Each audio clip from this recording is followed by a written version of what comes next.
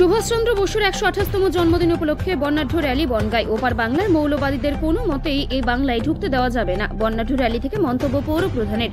দেশনায়ক তথা দেশমাতৃকার বীর সন্তান নেতাজি সুভাষচন্দ্র বসুর ১২৮তম জন্মবার্ষিকী উপলক্ষে বর্ণাঢ্য শোভাযাত্রার আয়োজন করল বনগাঁ পৌরসভা এবং বনগাঁ শহর তৃণমূল কংগ্রেস।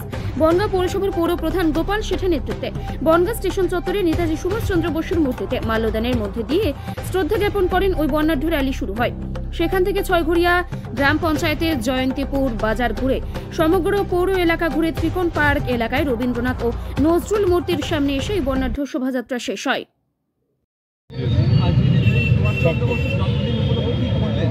১২৮তম নেতাজি সুভাষচন্দ্রের জন্মদিনকে সামনে রেখে আমরা একদিকে যেরকম বনগাঁ পৌরসভার পক্ষ থেকে তাকে প্রাক্তন সৈনিকদের সাথে নিয়ে, কুমুদিনী স্কুলকে সাথে নিয়ে, বনগাঁ পৌর স্কুলকে সাথে নিয়ে আমরা সেখানে তার প্রতি শ্রদ্ধা জানিয়ে আমরা বিভিন্ন অনুষ্ঠানে সামিল হয়েছিলাম।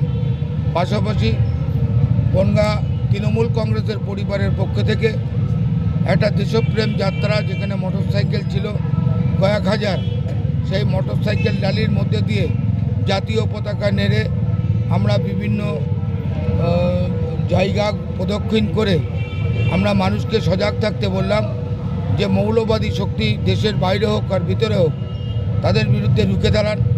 দেশের মধ্যে কোনো রকমভাবে সাম্প্রদায়িক শক্তি যাতে মাথা না চাড়া দেয় সেটাকে দেখতে হবে। পাশাপাশি বাংলাদেশে যেসব উগ্রপন্থী দল আছে তাদেরকেও প্রতিহত করতে হবে।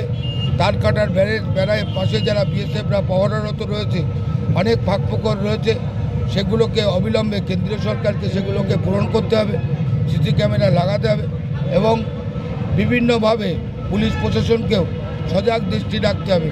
কোনো কম্প্রোমাইজ করে কোনো দুর্বৃত্ত, কোনো বাংলাদেশের সঙ্গে যোগাযোগ সেরকম লোককে কোনোভাবে আপোষ করা যাবে না।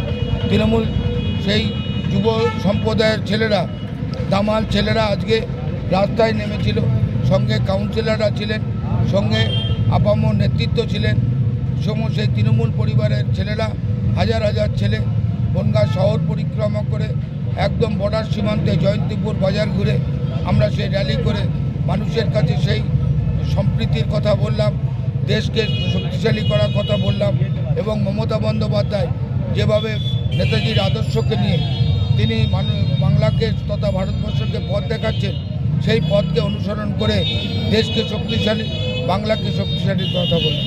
কোথা থেকে র্যালি শুরু হয়?